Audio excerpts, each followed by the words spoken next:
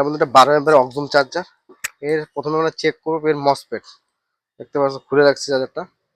529, এদিকে 510, এদিকে 524, 505। Gate সোর্সে check করবো, বিপ মানে রিডিং আসবে 15। এই পাশেও সেম 15ই আসবে। 14 পয়েন্ট না, 14.9। ঠিক আছে, মসফেট ঠিক আছে। ডবল ড্রাইভার চেক করবো এখন আমরা। 356, 57, 356 আছে। এটাও 356 আছে। এর মসফেট ডবল ড্রাইভার ঠিক আছে। এর এসি ফিউজ ডাইরেক্ট করা আছে, এটাও চেক করে নিচ্ছি ঠিক আছে। এর ডিসি দিয়ে চেক করবো। ডিসি দেওয়ার পরে এখানে ডিসি মোডে নিয়ে আসলাম, এই নেগেটিভ। এই 38 ভোল্ট চেক করলাম। ফিউজটা দেখবো, ফিউজটা বলা হচ্ছে এটা ঠিক আছে। এর 12 ভোল্ট, 10 ভোল্ট চেক করবো। 10 ভোল্ট 12 ভোল্ট ওকে আছে। এখন আমরা এসি লাইন দিয়েছে, এসি লাইন দিয়ে চেক করবো কি হচ্ছে। এই এসি লাইন দিলাম, এই যে চার্জার অন হয়েছে। এখন এসি লাইন দিয়ে আমরা এসি চেক করবো কত ভোল্ট ইন হচ্ছে। দেখতে পাচ্ছ এটা দেখ 231 ভোল্ট ইন হচ্ছে। এখন ক্যাপাসিটার কত হচ্ছে দেখতে পাচ্ছি, ক্যাপাসিটার কোনো ভোল্টেজ নেই। তার আমাদের ব্রিজ রেক্টিফায়ার ভোল্টেজ আসে না, এর জন্য ক্যাপাসিটার ভোল্টেজ নেই। ব্রিজ রেক্টিফায়ার কোনো ভোল্টেজই নেই। আর তার আগে দুটো এনটিসি বসে, এনটিসিটা ভালো আছে না খারাপ যেন চেক করবো এখন। এনটিসি এই পাশে, ও পাশে দেখি ভোল্টেজ নেই, এই পাশে একটা এনটিসি দেখি। এই যে এই এনটিসিটা যে আছে, এই এনটিসিটা খারাপ আছে। এটা দেখি এনটিসিটা বাজার মোডে যা চেক করলে বোঝা যাবে। এই যে একটা তারে লাগালাম, এই যে এনটিসি বিপ করছে, এই একটা এনটিসি, এই এনটিসিটা বিপ করছে, এনটিসি খারাপ আছে।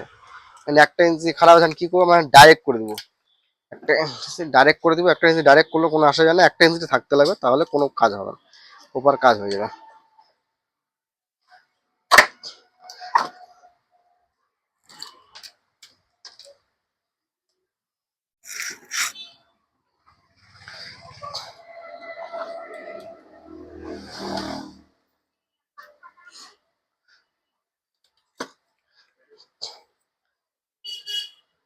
এই এনটিসির লেগ দিয়ে আমরা ডাইরেক্ট করে দেবো এখন এটাকে।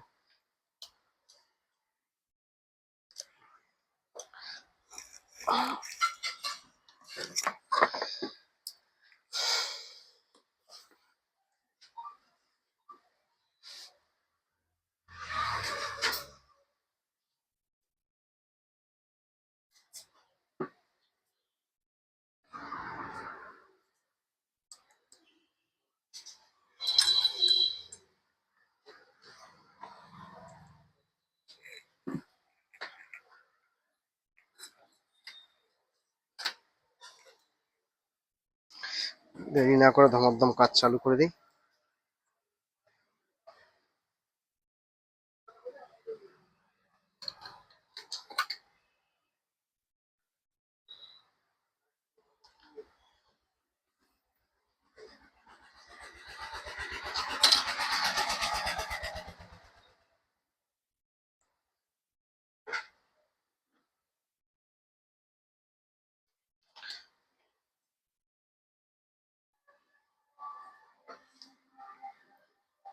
বাস আমরা এনটিসিটা ডাইরেক্ট করে দিয়েছি। এখন আবার আমরা ডিসি দিলাম। এই যে এখন লাইন দিলাম, এই যে লোড নিয়েছে বাল্বে, বাল্বের লোড নেয়নি। এখন আমরা চেক করব আবার কত আসতেছে। এবার এটাতে হ্যাঁ 236। এখন ডিসি এর পাশে চেঞ্জ করে চেক করে দেখবো। আর 324 ভোল্ট। এখন তো চার্জার ওকে হয়ে গেছে। এই যে চার্জার ডিসি দিয়ে লাইটও জ্বলে গেছে। আউটপুট চেক করি কত আসছে।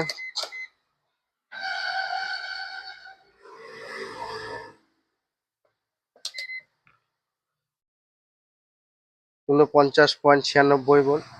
আমি সিরিজ আছে, এখন মেন লাইন দিব আমরা। মেন লাইন দিয়ে দিলাম।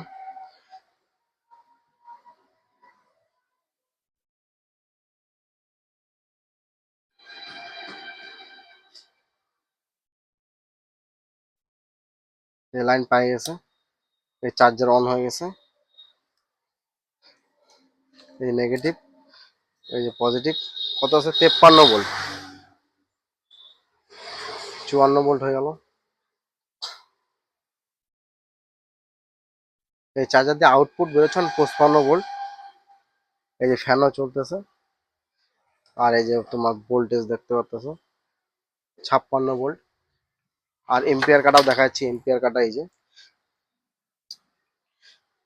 12 এম্পিয়ারের চার্জার, 12 এম্পিয়ার নিয়ে নিয়েছে।